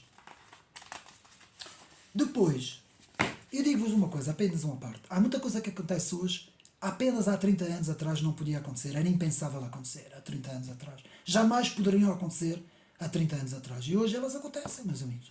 Então, o aviso de Isaiah Berlin, que era um autor posicionado à esquerda, atenção, eu conheço bem este autor, portanto, o aviso de Isaiah Berlin, mas era uma esquerda mais conservadora. Isaiah Berlin contra os horrores do comunismo, página 181. Conservador era uma esquerda liberal, digamos assim. O professor Anthony Quinton, muita atenção, Anthony Quinton descreve o impacto das ideias inglesas da liberdade do século XVIII como sendo, no continente europeu, lá está, o efeito do álcool em estômago vazio. Ou seja, a sociedade inglesa tinha certos alicerces. alicerces da tradição, da religião, alicerces, de certos alicerces que no continente europeu não tinham. Então, esses efeitos dessas ideias de liberdade, enquanto que na Inglaterra caem de uma maneira, caem bem sustentado, digamos assim, com um protetor no estômago, digamos assim, não é? Com um omeprazol, um protetor no estômago, no continente europeu elas vão cair que nem água ardente ali, a queimar o estômago todo. Porque ali não havia proteção nenhuma dos modos de vida naquela sociedade, não é? Passam de 8 para 80, passam da contra-revolução em que cortam a cabeça ao rei, para um 80, passam do 8, que era um rei e uma corte, e depois o povo todo praticamente sem pão, que é o que nós vimos, e depois passa para um grupo de loucos radicais jacobinos que cortam a cabeça ao rei, não é? Quer dizer, passam do 8 para 80. Então, a liberdade, a palavra liberdade, não liberalismo com ismo, a palavra liberdade como tradição, ela não estava preparada para aquele povo continental, não é? Então, é isto muito bem visto aqui nas palavras de professor João Carlos Espada. Então, a reflexão de Leo Strauss, um autor muito interessante, na emergência do relativismo como característica dominante da modernidade como defensora da crise do homem ocidental. Muito bem, eu já tenho aqui no meu canal também o livro do Leo Strauss, podem analisar, também podem ir à procura. Aqui, página 195. Depois, a convergência das duas tradições. Lá está, muito importante. Meus amigos, eu só vou apenas ler esta passagem, que eu acho que vale a pena ler. A convergência, porque aqui está resumido para mim o pensamento principal do livro. Aqui a convergência das tradições, a tradição clássica de Atenas e a tradição clássica de Jerusalém, na página 196, 197. Então nós vamos aqui apenas ler esta passagem. 196. Portanto, onde é que está? Eu devia ter marcado, mas pronto, não tem problemas. Já está aqui. Eu vou ler. No centro dessa modificação ou ruptura com a filosofia política pré-moderna ou clássica, estará o abandono do direito natural clássico ou o abandono da ideia de que a distinção entre bem e mal, entre o certo e errado, é uma distinção objetiva, que pode ser descoberta, mas não inventada ou criada. Por outras palavras, trata-se de uma distinção que não é arbitrária, que não depende da opinião ou da vontade ou das preferências de cada um. No reconhecimento dessa distinção objetiva entre o bem e o mal, existirá um crucial acordo entre a filosofia política clássica e a tradição bíblica judaico-cristã. Apesar dos desentendimentos da tensão existente entre essas duas tradições, fundadoras da civilização ocidental, eu vou repetir, fundadoras da civilização ocidental, a tradição bíblica judaico-cristã e a tradição filosófica política clássica, Roma e Atenas, e lá está, apesar dos desentendimentos e da tensão existente entre essas duas tradições fundadoras da civilização ocidental, Atenas e Jerusalém, elas convergiam neste aspecto crucial, o de que a distinção entre o bem e o mal é uma distinção objetiva que pode ser descoberta ou através da razão, como no caso de Atenas, ou através da razão assistida para a revelação, no caso de Jerusalém, a fé cristã, ou em qualquer dos casos. Porém, essa distinção não é relativa, nem arbitrária. Não é construída pelas preferências dos homens ou pela preferência de cada um. Estão a ver aqui a importância desta ideia central do livro, não é? Então, a ruptura entre as duas tradições teve lugar em 3 vagas, meus amigos. É por isso que hoje a civilização ocidental está dividida entre, de um lado, a civilização progressista woke e do outro lado, a civilização clássica. Não é? Então temos 3 vagas. Primeiro tivemos a vaga de Maquiavel e Thomas Hobbes, depois a segunda vaga de Jean-Jacques Rousseau e a terceira vaga de Friedrich Nietzsche. Essas 3 vagas ajudaram a destruir, a fazer essa ruptura entre a tradição clássica e a tradição moderna, digamos assim. Então a substituição do direito natural pelo direito do homem, o homem substitui a natureza e os direitos substituem a lei. Página 198. O direito positivo substituiu o direito natural. Aqui começa todo o esmornar, todo o desabar da civilização ocidental. E se nós vemos corrupção em todo lado é por causa disso. Porque hoje em dia cada um faz o que quer. Página 199. Retomar o diálogo com a tradição clássica do Ocidente para fazer frente ao relativismo, que é a proposta do filósofo Leo Strauss, página 202.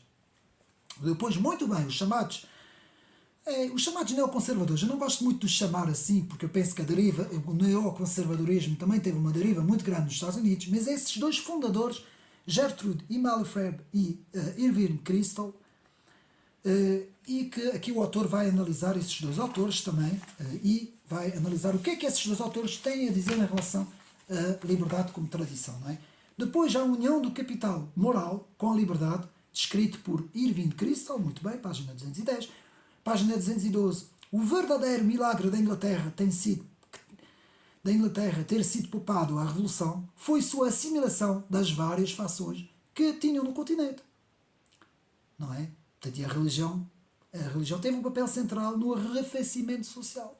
Retiram a religião de uma sociedade e vocês vão ver, anda tudo à bulha. Que é o que está a acontecer hoje na Europa.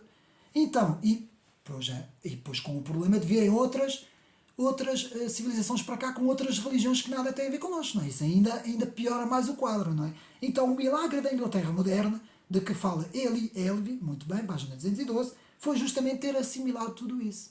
O tal efeito do álcool num estômago que estava cheio. Esse estômago já estava bem. Meus amigos, experimentem beber alguma coisa muito forte, não sei, alguma bebida muito forte, se tiverem 2 dias sem comer e depois se beberem uma bebida muito forte, e se tiverem normais, se tiverem feito uma refeição normal, não é? Depois se beberem a mesma bebida, vocês vão ver a diferença. Que é exatamente isso, essa parábola, digamos assim, esse exemplo é muito bem demonstrado. Portanto, os 3 iluminismos da Gertrude E. Mallifred, página 213, o britânico, o francês e o americano, eu tenho isso no vídeo, a apresentação do livro de Gertrude E. Mallifred, podem ir ver. Depois temos Ralph Dahrendorf, um autor também muito interessante, que nos vai falar contra o monismo totalitário, a ideia de que o conflito deve ser eliminado e que a ordem social e política deve ser homogénea e uniforme. Página 222,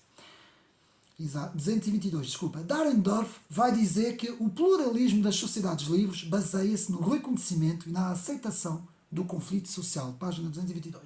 Depois, Dahrendorf, na defesa da sociedade civil e na crítica ao igualitarismo relativista. Página 226. Vou tentar andar um bocado mais depressa, porque estou um bocadinho atrasado. Depois, Raymond Plant, que vai falar sobre os direitos da provisão social como necessários, como resposta a Frederic Hayek, houve uma contenda entre esses dois. Página 248 e 241, sobre a provisão social. Depois, Winston Churchill, vamos aproximar-nos do fim do livro já.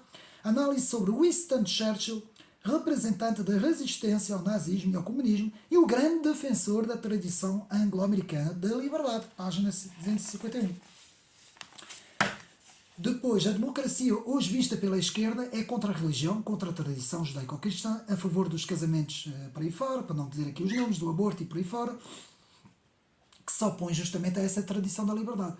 Tradição do governo limitado, da cultura política anglo-americana, página 272. A tradição do governo limitado, que remonta à Magna Carta de 1215, já vimos isso. Isto agora é um pequeno resumo no final. E ao mandamento cristão do dá a César o que é César e dá a Deus o que é Deus.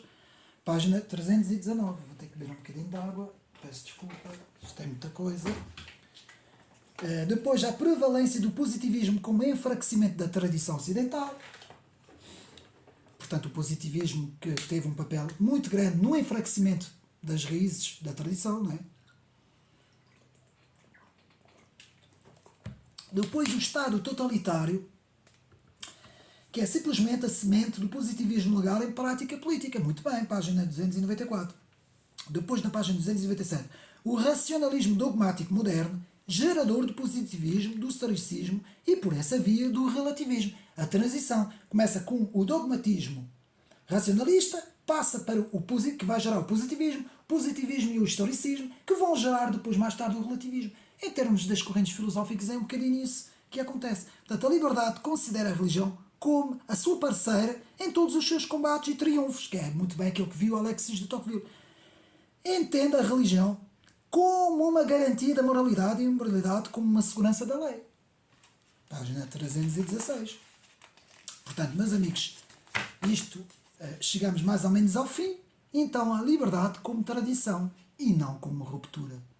A liberdade, ela tem que ser vista como mantendo os modos de vida, como defendendo os princípios e os valores, os princípios conservadores, deve fazer uma moderação, um equilíbrio e não uma ruptura.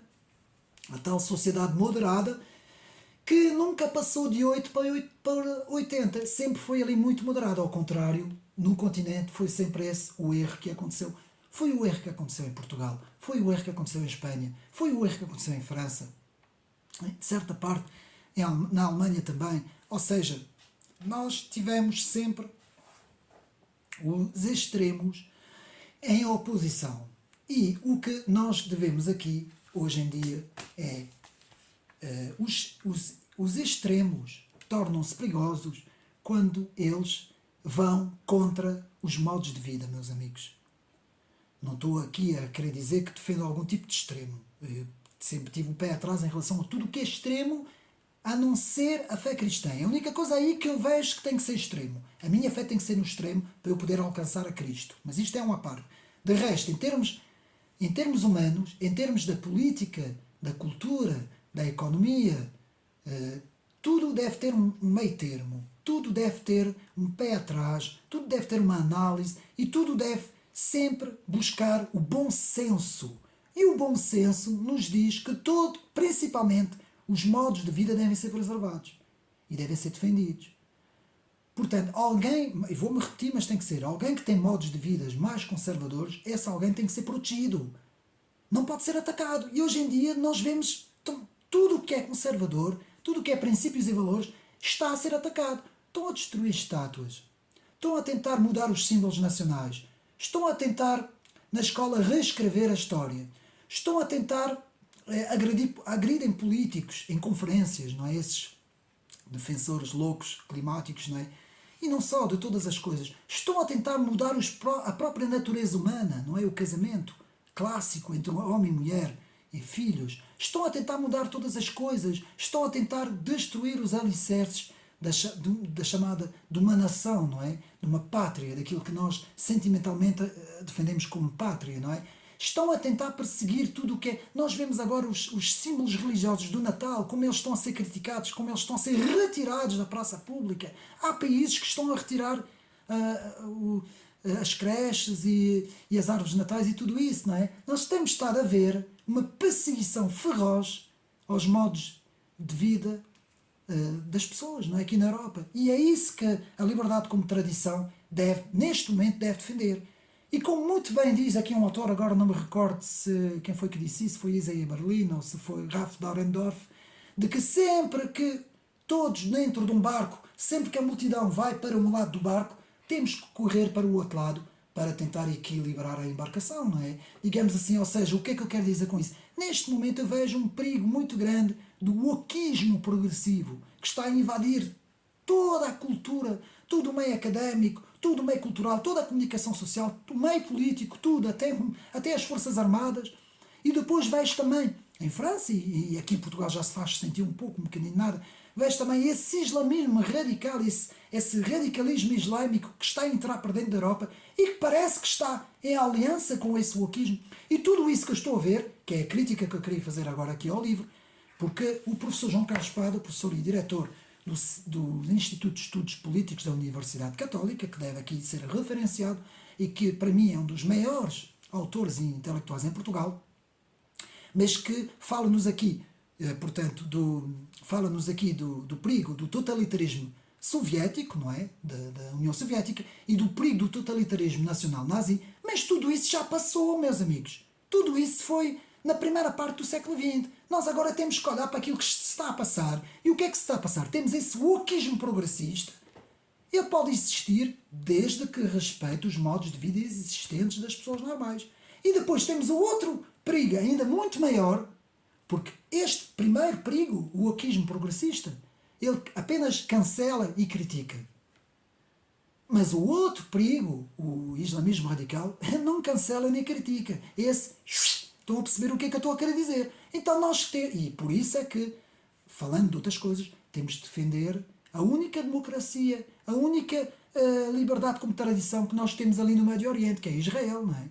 Independentemente se está a atuar bem ou não, como resposta, não é isso que eu estou aqui a falar, e independentemente também das populações ali, também que vivem todas ali, temos que defender sempre, meus amigos, a liberdade e as tradições que fazem esta liberdade. Os modos de vida existentes, os gostos das pessoas, não é? Que está muito bem dito nas Constituições. As Constituições, tanto a Constituição portuguesa como outras Constituições por aí fora, a americana também, muitas delas, elas falam muito bem disso. Defender, ninguém pode ser perseguido pela sua opinião religiosa, política, filosófica e por aí fora. Ninguém. Todos devem ser protegidos, sejam eles quem forem. Portanto, nós aqui não estamos a perseguir ninguém, antes pelo contrário, nós aqui estamos a falar do que é de facto o que quer dizer liberdade. A palavra liberdade como tradição, mas aqui a palavra liberdade não é eu poder fazer tudo o que eu quiser. Então eu saio daqui e vou ali, pego num taco de beisebol e começo a partir uma loja. Vocês acham que isso é normal? Acham que isso é liberdade? Não. A liberdade é eu poder ter um modo de vida protegido, tanto protegido por uma população completamente desenfreada, como também protegido por um Estado totalitário. Não é? Por isso é que tem que haver o primado das leis, a divisão dos poderes, os freios e contrapesos, check and balance, as constituições, o chamado Estado de Direito, tudo isso são as grandes conquistas da civilização ocidental de Atenas, Roma e Jerusalém, meus amigos. E a liberdade como tradição, apenas acabando o vídeo, parabéns, mais um grande trabalho deste autor. Eu aconselho a compra deste livro, meus amigos, leiam. Além do autor, para mim é um dos autores em Portugal que tem uma forma de escrever, uma forma de contar a história dos autores. Cada um vai passando, vão passando os vários autores, agora desde Karl Popper, Frederic Hayek, Michael Oakeshott, Edmund Burke, James Madison, Alexis de Tocqueville, Isaiah Berlin, Leo Strauss, Gertrude Himmelfarb, Irving Kristol, Ralph Dahrendorf, Winston Churchill, principalmente o professor João Carlos Padre, um grande defensor de Winston Churchill, que também para mim foi um grande homem, sem dúvida, um grande estadista, como hoje não há, não é? Como por exemplo, o próprio, isso agora já é a minha opinião, não deve ser a opinião do professor, mas é a minha. Eu sou muito defensor do General de Gaulle, porque para mim o General de Gaulle era de facto, foi também um grande estadista francês, não é? Foi também um homem, aliás, ele foi o protegido do Winston Churchill, quando ele esteve na Inglaterra a fazer a resistência contra o poder germânico, digamos assim, ele foi de facto aquilo que manteve a chama viva da resistência em França. E nós temos que ser iguais a estes homens. Temos que defender a nossa civilização, defender todos os modos de vida, não perseguir ninguém. Todos têm direito a pensar como pensam. Atenção, essa malta wokeista, eu não sou contra eles. Eles podem fazer o que eles quiserem. Dentro das suas quatro paredes, podem fazer o que eles quiserem. Podem ser livres para fazer o que quiserem. Não podem impor nada a ninguém. Como também eu não me imponho a minha visão. Eu descrevo, posso explicar, posso descrever, posso mostrar, posso falar dos autores, mas eu não imponho nada a ninguém. Cada um é livre. E, meus amigos, para acabar aqui este trabalho da liberdade como tradição, falar aqui numa palavra que é pouco utilizada, praticamente não é quase utilizado, mas para mim é o mais importante que existe neste mundo. É o livre-arbítrio, meus amigos. A liberdade, o livre-arbítrio. Porque o próprio Deus, o Criador do Universo, não obrigou ninguém, não obriga ninguém. Ele dá o livre-arbítrio. Ele deu o livre-arbítrio ao homem para escolher entre o bem e o mal. Apesar do homem ser um ser caído, ele ainda dá o livre-arbítrio para cada um de nós escolher fazer o bem ou o mal. Cabe a nós analisar, fazer uma introspeção interior dentro de nós, com esse livre-arbítrio, porque essa introspeção só é possível com o livre-arbítrio, fazer essa introspeção interior para saber o que é que nós queremos ser neste mundo, não é? E, parafraseando Edmund Burke, embora eu não sei se esta citação é dele ou não, porque há quem diga que não é, mas eu vou à mesma fazer-te conta que é de uma citação de Edmund Burke que nos diz: para que o mal triunfe, basta que o bem não faça nada. Meus amigos, eu não sei se é do Edmund Burke ou não, mas eu quero acabar aqui este vídeo dando um parabenizar a este trabalho, porque o professor e diretor João Carlos Pardo, de facto, tem feito alguma coisa. Tem feito alguma coisa para que o mal não triunfe. Assim como Winston Churchill, assim como muitos fizeram alguma coisa, tentaram fazer alguma coisa, porque se nós não fizermos nada, o mal vai triunfar. Um abraço e espero que tenham gostado mais deste vídeo e até uma próxima.